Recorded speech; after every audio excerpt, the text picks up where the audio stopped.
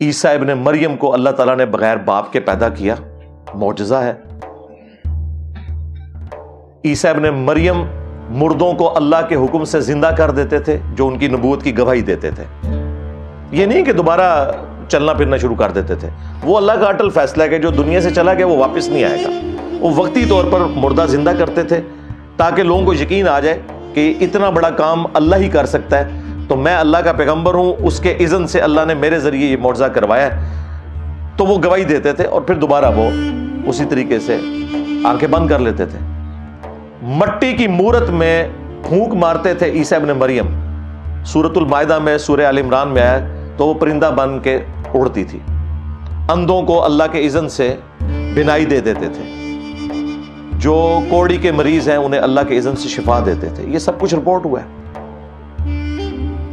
اور موسیٰ علیہ السلام کا تو معجزہ بہت ایکسٹرا آرڈنری ہے۔ وہ تو پلانٹ کنگڈم کو اینیمل کنگڈم میں بدل دیتے تھے اللہ کے اذن سے۔ آسا پھینکا، اژدہا بن گیا، دوبارہ ہاتھ لگایا، دوبارہ واپس آ گیا۔ لیکن یہ خود نہیں کر سکتے تھے۔ ہاں، یہ ذہن میں رکھیے گا۔ سورۃ القصص میں آیا کہ جب پہلی دفعہ ان کے ساتھ یہ سارا معاملہ ہوا، اللہ تعالیٰ نے پوچھا کہ موسیٰ تیرے ہاتھ میں کیا ہے؟ تو انہوں نے کہا یہ آسا ہے، میں اسے اپنی بھیڑ بکریوں کے لیے پتے جھاڑتا ہوں اور باقی کام کرتا ہوں۔ تو اللہ تعالیٰ نے فرمایا اسے ذرا زمین پہ پھینک۔ انہیں تو پتہ ہی نہیں تھا آگے کیا ہونے والا ہے۔ قرآن کے الفاظ ہیں کہ جیسے انہوں نے زمین پر پھینکا، وہ ایک اتنا بڑا اژدہا بن گیا، سانپ نما۔ موسیٰ علیہ السلام خوف کے مارے پیٹ پھیر کر بھاگ گئے اور مڑ کر بھی نہ دیکھا۔ یہ قرآن کے الفاظ ہیں۔ اگر موسیٰ علیہ السلام نے یہ خود بنایا تھا تو بھاگے کیوں تھے؟ اس کا مطلب ہے انہیں بھی نہیں پتا تھا۔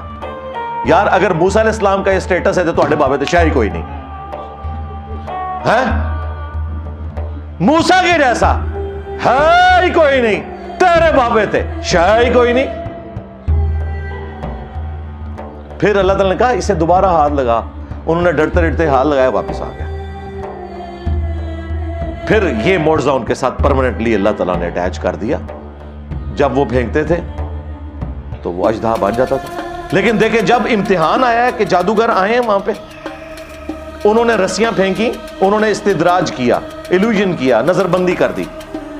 وہ سانپ نظر آئی لوگوں کو، ایکچولی نہیں تھی۔ ذہن میں رکھیے گا، کوئی جادوگر کبھی بھی یہ کام نہیں کر سکتا، نظر بندی ہوتی ہے۔ قرآن میں الفاظ ہیں کہ وہ ان کو نظر آئیں اس طرح، کیونکہ سورۃ الحج میں ہے کوئی ایک مکھی بھی نہیں پیدا کر سکتا۔ بھائی سائنٹیفکلی بھی یہ چیز پروڈیوس نہیں ہو سکتی کہ رسیوں کے سانپ بن جائیں۔